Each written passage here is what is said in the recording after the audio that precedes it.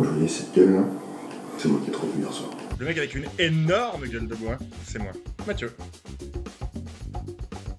Et le machin poilu sur le lit, c'est moi, Nicolas. Et on dirait pas comme ça, mais on est éditeur. Pour faire simple, on est deux meilleurs potes de fac passionnés par la littérature, et un jour on a eu l'idée de monter notre propre maison d'édition, le Luftunger Club.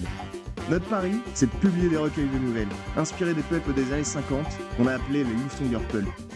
Et ce que vous regardez là, c'est la tournée promotionnelle en Occitanie pour la sortie de notre second numéro.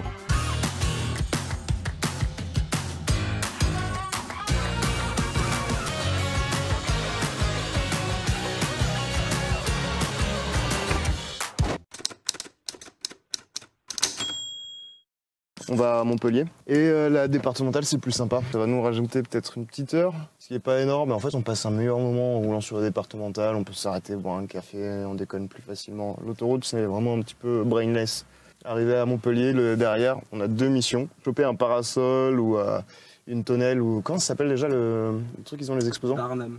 Les Barnum, voilà. C'est-à-dire que les clients potentiels au marché peuvent s'arrêter devant notre stand sans mourir de chaud. Parce que nous, là où on arrive à vendre, c'est quand on présente le produit, toute la démarche qui va avec et qu'on parle. Les gens, en général, c'est ça qui leur plaît, c'est la passion, on va dire. S'il fait chaud, ils s'arrêtent pas. Ils vont avoir la flemme, ils vont avoir le cerveau qui bout pendant qu'on leur explique les trucs. On a eu énormément de chance à Mirepoix d'être à Londres. Peu probable que ça se reproduise, donc on va anticiper à acheter des parasols. Et deuxième mission, choper une peluche. Peluche de chien pour la mascotte, parce que ça peut toujours, je sais pas, accrocher le regard des passants.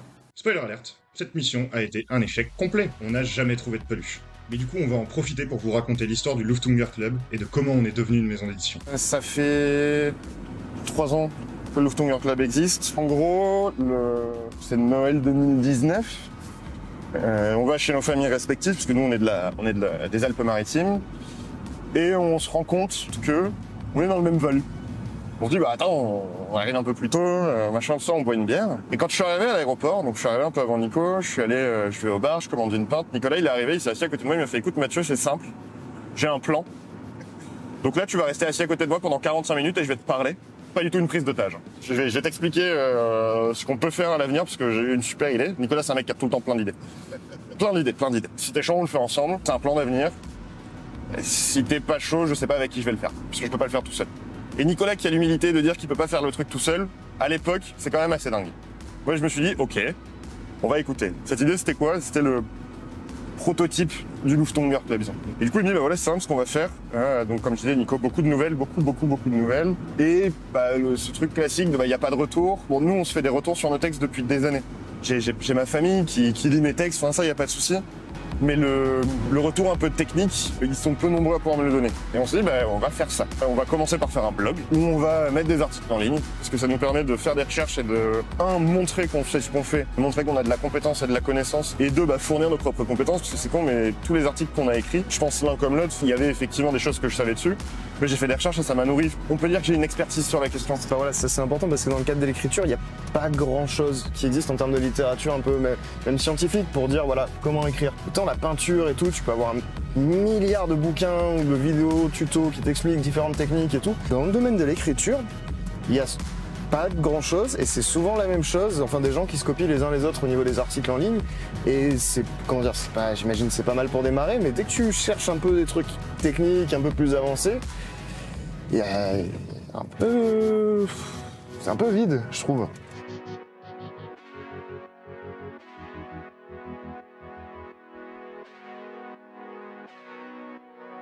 Maintenant on va trouver un petit café au bord de l'eau.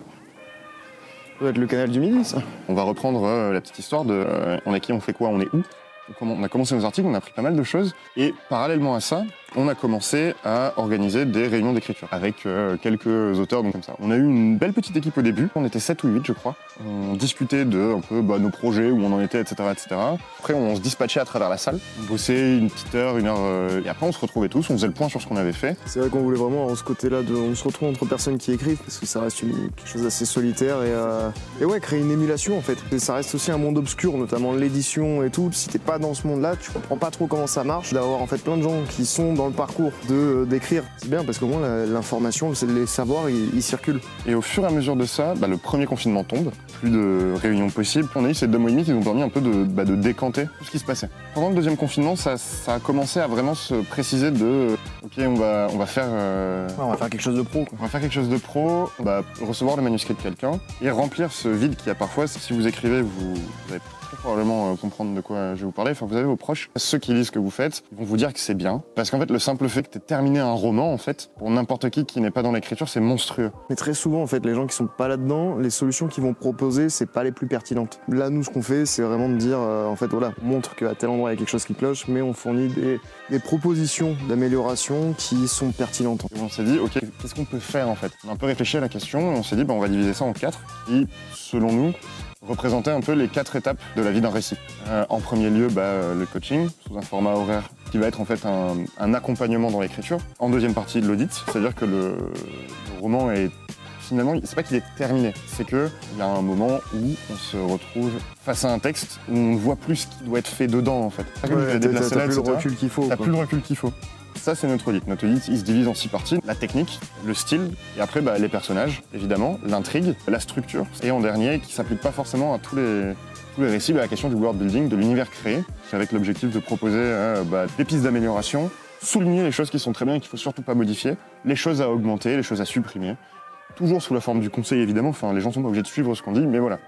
Troisième partie, la correction. Et le dernier point, du coup, dernière étape de la vie du récit, c'est le moment où on l'envoie à l'éditeur, et c'est ce qu'on avait appelé la lettre de présentation. Donc, proposer une lettre de présentation du récit, éventuellement une note d'intention, sélectionner des maisons d'édition, à qui les envoyer.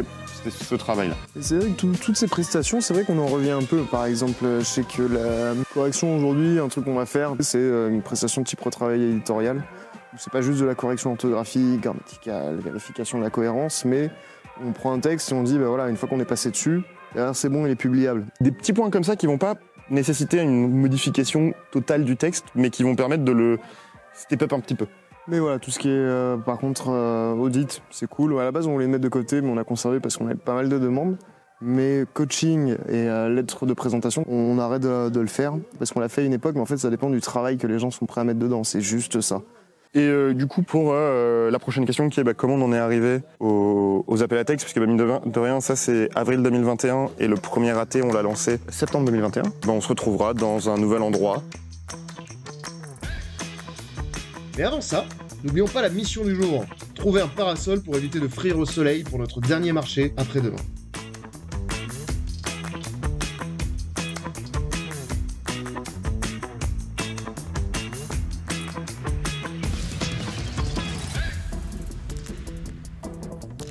Bon, du coup, comment on est devenu éditeur? En fait, à la base, moi, j'écrivais pas mal de nouvelles. Participais à des appels à texte, des concours de nouvelles, choses comme ça.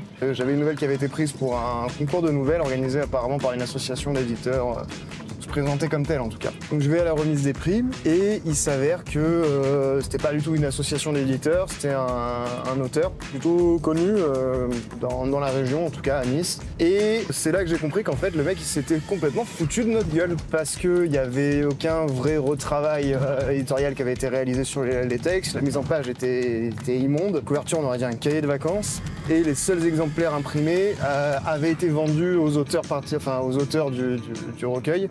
Des nouvelles du recueil sous forme d'exemplaires auteurs. Donc aucune tentative de commercialisation ou quoi. Le mec il avait juste fait ça pour faire de la promo sur l'activité d'agent littéraire dans laquelle il se lançait. Donc voilà, je suis rentré de là, j'étais absolument furieux. J'en ai parlé à Mathieu et on s'est dit vas-y, on tente. On va le faire à notre façon et on va le faire bien. Et c'est comme ça qu'on s'est lancé dans l'aventure avec Mathieu. Avec notre idée de vraiment dire, on va montrer que c'est possible de faire ça, de faire un appel à texte, de publier un recueil de nouvelles, mais sans prendre les auteurs pour des cons. Et il s'avère qu'on connaissait l'histoire des pulps, des magazines de recueils de nouvelles vachement populaires aux États-Unis, où la particularité c'est justement que les auteurs étaient rémunérés au forfait. Et voilà, on s'est dit, vas-y, let's go, on va s'inscrire dans l'héritage des pulps, on va rémunérer nos auteurs. Et on va publier des pulps. Derrière, il y a eu tout le travail de réflexion autour de la thématique qu'on allait faire, du genre dans lequel on allait s'inscrire. On s'est posé la question de la thématique. Nous, ce qu'on voulait, c'était avoir un produit qualitatif et professionnalisant pour les auteurs. Sortir des confinements, donc on s'est dit, le monde d'après. Formulation qui claque, pas mal de monde qui en parle tout le temps. On lance la thé. Au début, on recevait pas grand-chose. Ça craint un peu, peut-être que ça va pas marcher, tout ça. Et ça a fait un truc où, plus le temps passait, plus les textes affluaient. Sur les 15 derniers jours, tous les jours, on recevait une 10-15aine de textes. C'était monstrueux. Et on était en mode, ok, en fait, il y a 2 mois, on était en mode est-ce que ça marche? Là, est-ce qu'on va réussir juste à tout traiter? On est sorti avec 250 textes qu'il a évidemment fallu lire. On s'appelle à plusieurs moments pour discuter de trucs sur lesquels on est tombé qui nous ont beaucoup fait rire et d'autres qui étaient vraiment extraordinaires. Faut savoir qu'on s'était dit que c'était une super idée d'avoir l'AT qui termine le 15 et la campagne de financement qui commence le 10 janvier. Si je peux revenir un peu sur l'aspect de financement participatif, ouais, il y a pas mal de libraires qui nous ont dit que bon, le genre de la nouvelle marchait pas. Et c'est vrai, mais d'un côté, le truc c'est que ça vient aussi à la source, notamment des éditeurs. Les grands éditeurs s'appuient vachement sur la figure de l'auteur pour vendre. Et le recueil de nouvelles, c'est quelque chose de collectif. Et du coup, nous, on est à notre échelle. Il fallait qu'on soit un petit peu hors système, qu'on fasse les choses à notre façon. Et pour ça, le mieux, c'est le financement participatif. Justement parce que ça s'inscrit dans le collectif. Parce que chacun des auteurs va lui-même parler à ses proches, etc. du projet. Et les proches, s'ils adhèrent, ils peuvent participer. Ça a marché bien mieux que ce qu'on espérait pour le coup. En essayant de faire bien, de mettre en avant les auteurs, c'est ça qui a fait qu'il y a eu quelque chose d'assez dingue. Je me rappelle dans les commentaires du premier financement participatif, t'avais plein de gens qui disaient longue vie au club, longue vie au pulp. Mais naturellement, c'était une espèce de tendance qui avait popé toute seule, quoi. Et on s'est dit, mais c'est incroyable ce qui se passe. C'est que moi, c'est à partir du moment où on a fait le dîner avec lancement de Shadow of Sauvage, le discours, derrière le dîner, que derrière, j'ai réussi à me dire, ah ouais, je suis éditeur. Parce qu'avant ça, j'avais du mal. Tu sais, il y avait un peu ce syndrome de l'imposteur et tout. Et en fait, non, jusque-là, j'arrivais pas à me dire, je suis éditeur. Et c'est là vraiment que j'ai réussi à dire, ok, je peux me présenter comme tel, quoi. Et là, pour la suite, ce sera dans le prochain plan. Quelques secondes pour vous, quelques minutes pour nous, puisque Nicolas va vous parler un petit peu de son Tour de France des libraires qui a eu lieu l'an dernier. Allez, à tout de suite.